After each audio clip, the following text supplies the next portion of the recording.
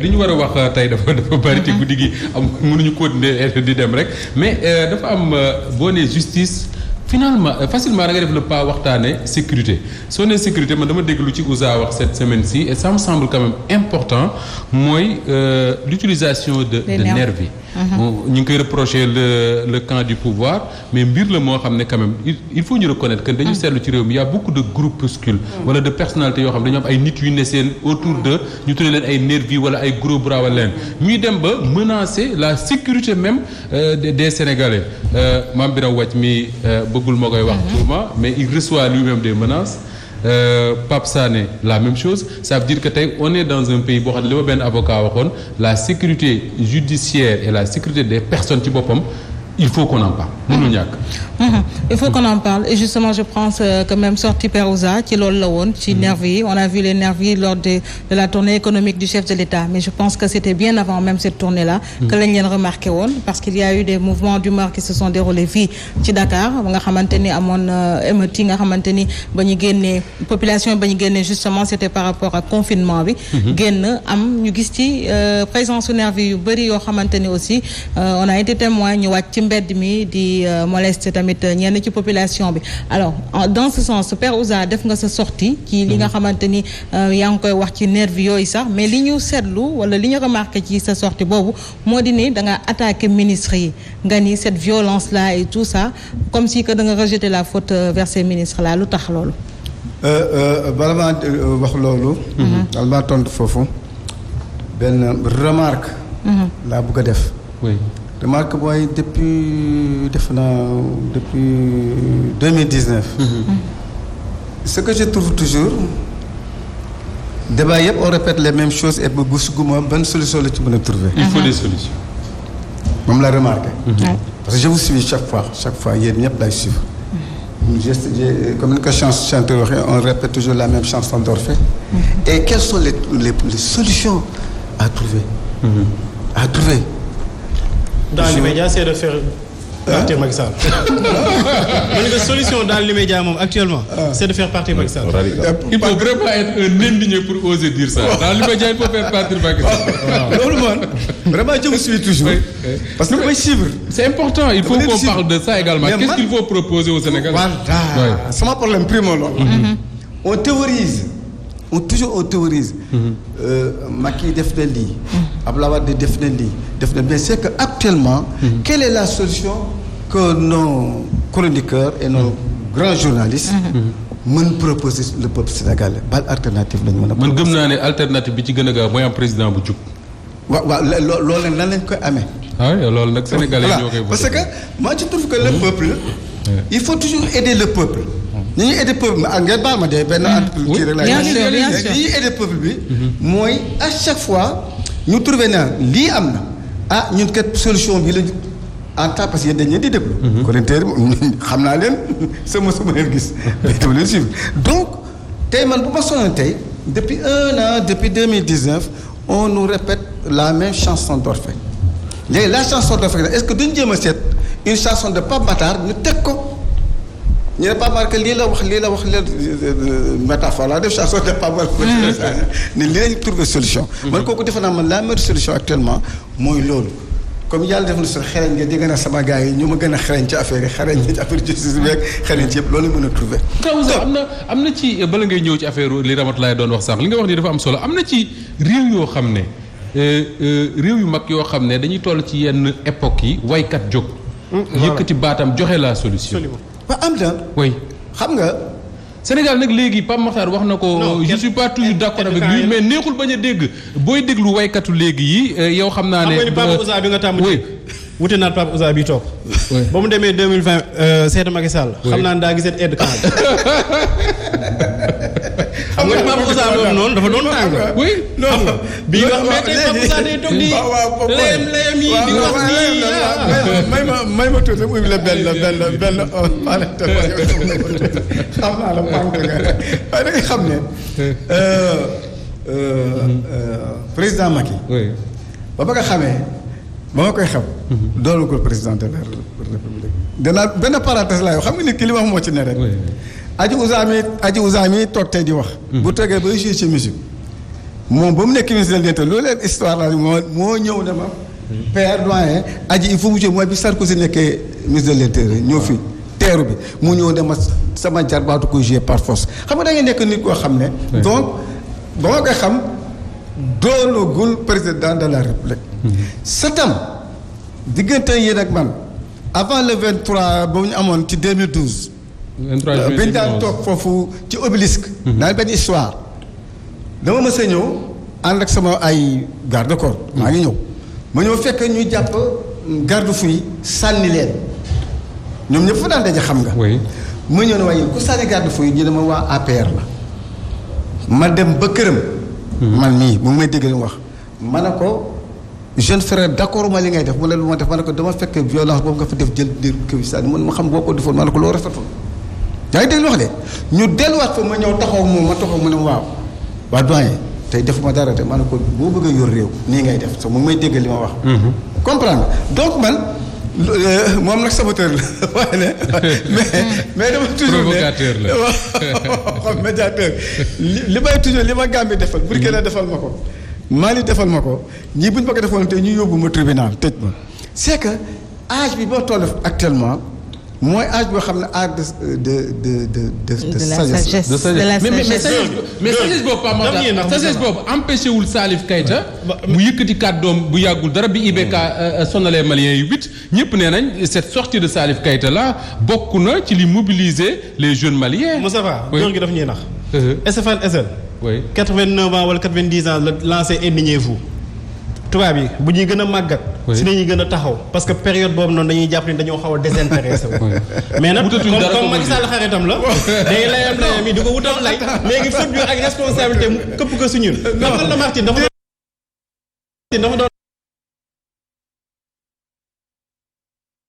xamante ni yeneen musiciens yi mais bu ñuy distraire askan bi ñan la ñuy utiliser. jox leen CICES wala jox leen Grand période du Sénégal di gën a nekk ci ay situations yu compliquées. recevoir leen palais jox leen xaalis weex tàll ñoom aussi ñu wëlbati ko taxaw fële dinaan way bàyyi leen président mos nga gis benn mbalaxmaan bi taxaw di organiser manifestation wala manifestation boo xamante ni. intérêt général la mbalaxmaan fekk ko. aywa ñu may ko mu tontu. waaw xam naa ko moom moo di làmb attention il faut savoir que dama am ay principe ci àdduna. ay nitu principe la. bu ma loolu nitu principe li ma def barki démb ñëpp wër ma xoolee li ma xalaat. duma ko def. dama xëy suba ñëpp woo ma ne xanaa léegi kii nga. opposant nga may ne je suis pas opposant mais société civile boo gisee loo xam ne jaaduwul. da ngay taxaw nag loo xaritu dégg na ko nervi yi ñu def ci dëkk bi d'accord ma ca ànduma ci tey ànduma ci nekk. li ñuy def bradage bi ñuy def di ci dëkk bi. ànduma ci sa moom toog naag moom ma ne ko bradage bi ngay def nii d'accord ma ci dema ëmb la mu ngi may dégg li ma wax. dama dégg donc ay principe la.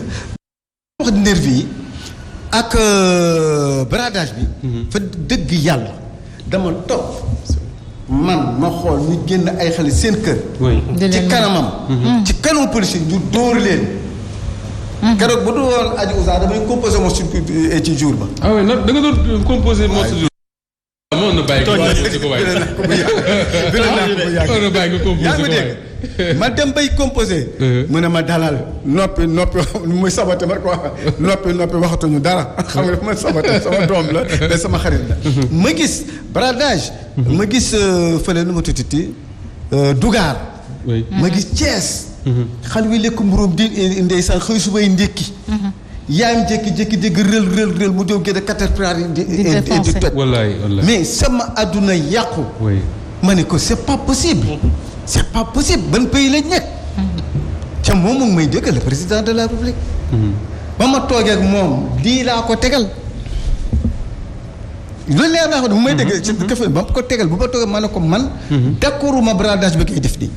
d'accorduma pêcheurs yi dem comment dirais-je. di tukki ji mbëkk mi. may leen ma jox ko man ay proposition toujours laay joxe bu ma jotee comme moom daf ma lu mu dina ma woo wax ak man proposition ba ma ko doon a jox. dama ne ko bëgg naa sax ak accord de pêche yi di signé mais pourquoi mën leen ci génne un pourcentage pour les pêcheurs moom mu tegal ma ci ne.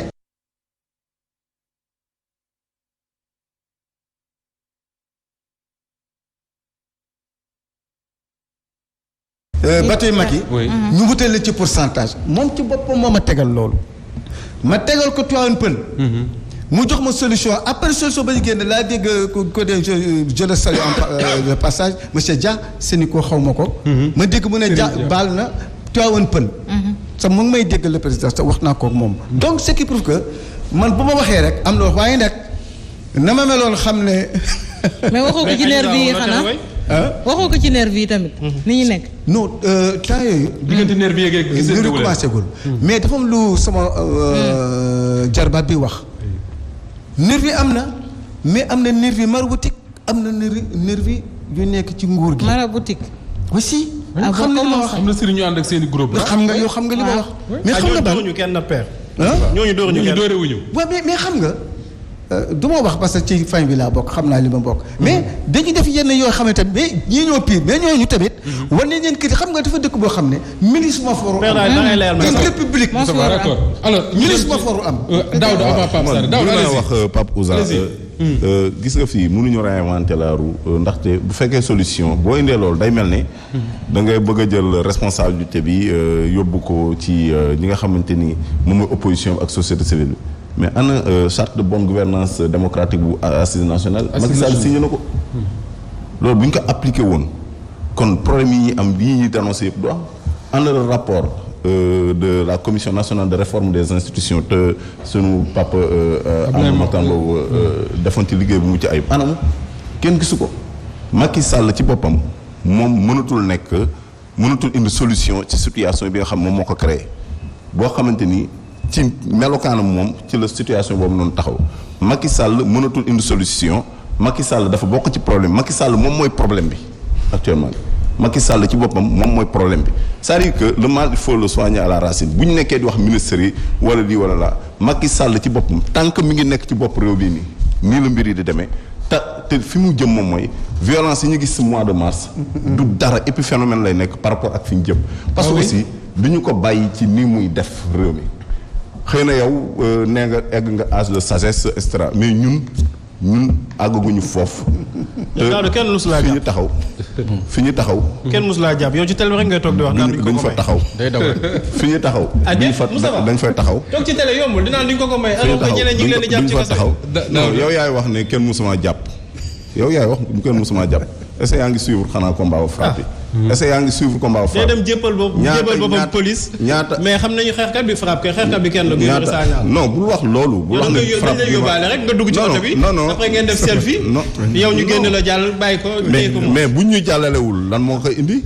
nee naa la keroog bi ñuy dem di déposer la lettre là au niveau de l'ambassade de France. boobu yéen doon yuux ci mbedd pour ñu jàppale. boobu noonu ñu doon déposer lettre bi bu Marius ñëwoon day am ay arrestation lan moo tax ñoom ñu singili ko ñoom ñoo ko xam mais jour boobu noonu moom bu ñëwoon dafay am ay arrestation parce que dem nañ foofu noonu jóge fa dem place de l'indépendance def fa point de presse yaa ngi dégg policiers yi ñëw amul arrestation te def nañ suñu point de presse ak yeneen sorties yoo xamante def nañ ko bu ñëwee moom day am arrestation. bu am parce que xam nañu ni moom mooy l'élément perturbateur. non yow moom moo am peut-être capacité de nuire sax mais kii lan lay def Daouda mi xam nañu ni moom mënul leen tere nelaw. lan lay def bu toogee fii di naan xaw ma gars yi affaire du yombati si ñoom ak yooyu noonu. wax nii rek parce que émission la ne mais pas Matar. frappe organisation la du nit. peut-être yéen parce que organisation bi intéressé wu police mais nit ki moo intéressé police di personnaliser combat. mais frappe bu ñuy def sortie on s'organise au-delà même du frappe plateforme yi ñu nekk on s'organise demuñu rek plongé tête baissée arrestation buy am ak leneen lu lépp dañ koy organiser yaa ngi dégg mais ma dellu si pas Père Ouza. Père Ouza responsabilité bi mënut a incomber en aucun cas ni opposition bi parce que faluñu opposition bi ni société civile bi parce que faluñu société civile Macky Sall moom la ñu fal. mu ñëw comme ni ma ko waxee le 3 avril 2012.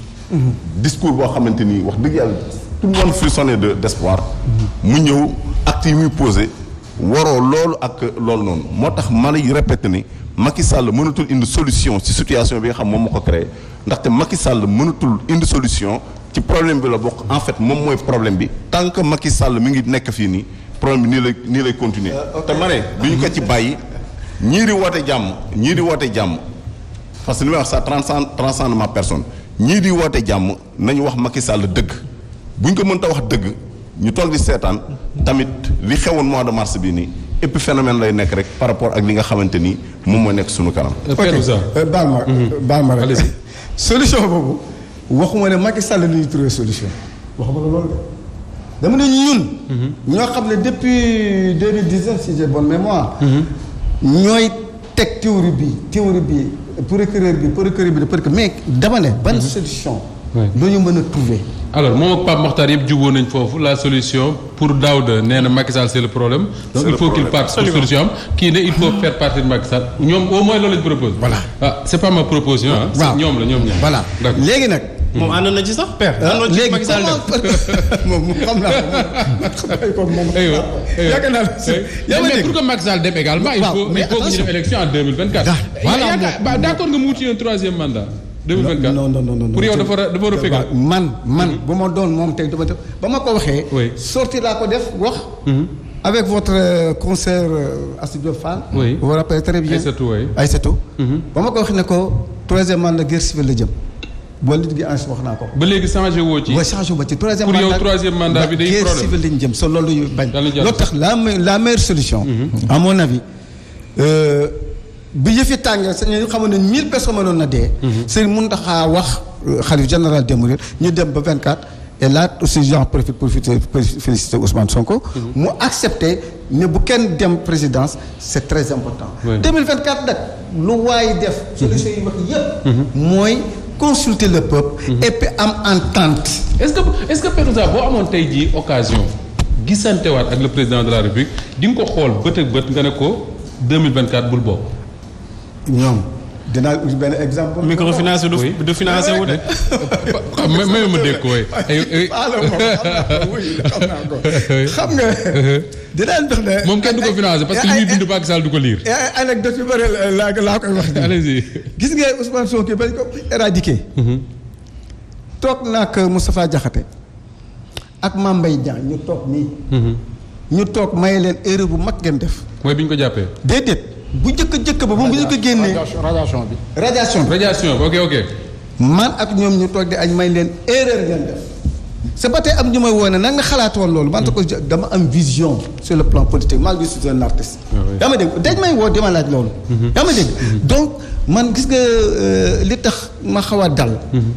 gis nga tey bu ma toogee ak ñoom tey danga naan kii du président kii du artiste.